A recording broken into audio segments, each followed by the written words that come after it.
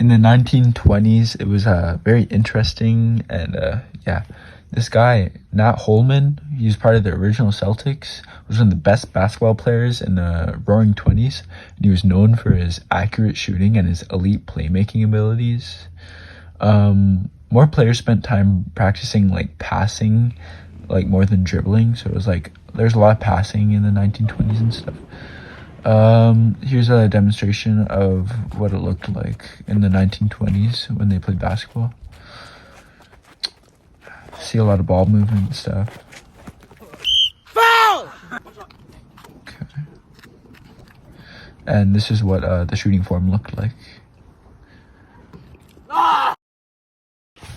Back in the 1920s, they had laces on the ball, like on a football.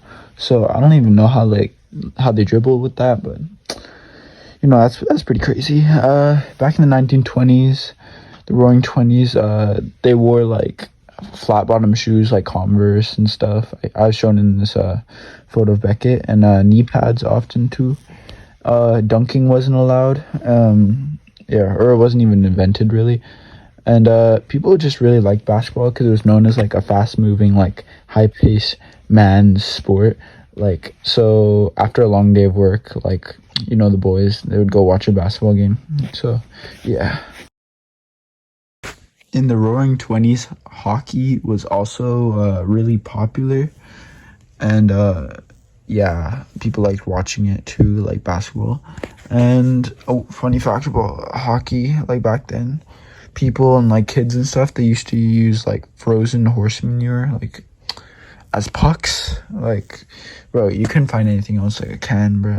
That's nasty, bro. Like, what if that gets on your face? But like this little guy here, Howie Morenz, was like a really good hockey player in the 1920s and 30s. He played for the Montreal Canadiens, and he got lots of goals and stuff. He was a pretty cool guy.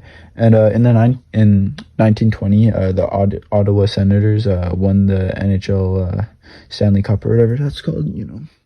And back when they played hockey, then they didn't wear helmets until 1979, which seems like, bro, why wouldn't you wear a helmet, bro? Like, you really have blades on your feet. Like, that's not smart. And here's a demonstration of like how to do hockey. So look at that. Bang. Right in the uttam. Boxing gained popularity in Canada in the 1920s due to several factors. Firstly, it was a time of economic boom, and people had more free time and disposable income to spend on entertainment like boxing, hockey, and basketball. Secondly, the sport was very heavily promoted by the media on things like the radio and in the newspaper, which increased its reach and appeal. Additionally, successful Canadian boxers such as Tommy Burns and Sam Langford achieved international recognition, inspiring local interest in the sport. Lastly, boxing provided an outlet for national pride and identity, particularly I can't pronounce that word, I'm sorry, in a time when Canada was seeking to assert its independence from Britain. It also helped like with self-defense and things like that. So yeah, boxing was really good for Canada. Here is Aman doing a demonstration of how to do oxygen intake punches. Bend your knees, strong, exhale for maximum oxygen input or output. Dancing in the 1920s was characterized by the freedom of the Jazz Age. Popular dance movements included the Charleston, the Black Bottom, and the Shimmy, which emphasized quick footwork and lively syncopated rhythms.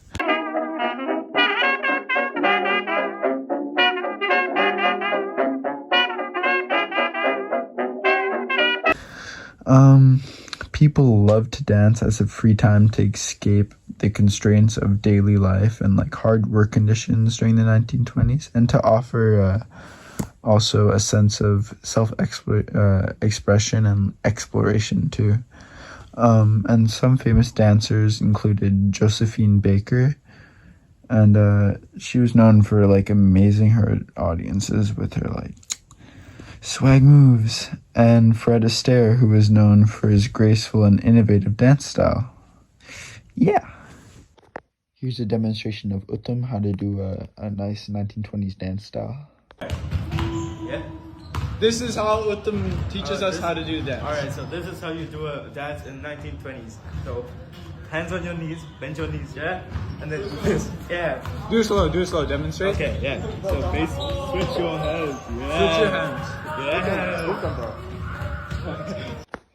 And here I'm gonna teach you how to do the flapper, and whoever could do the best flapper wins a special prize.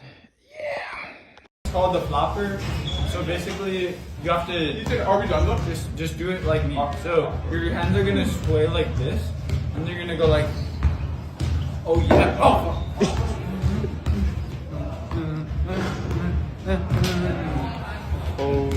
Oh, yeah. Hey. ISIS gang, you in or out? Yeah, yeah, yeah, yeah.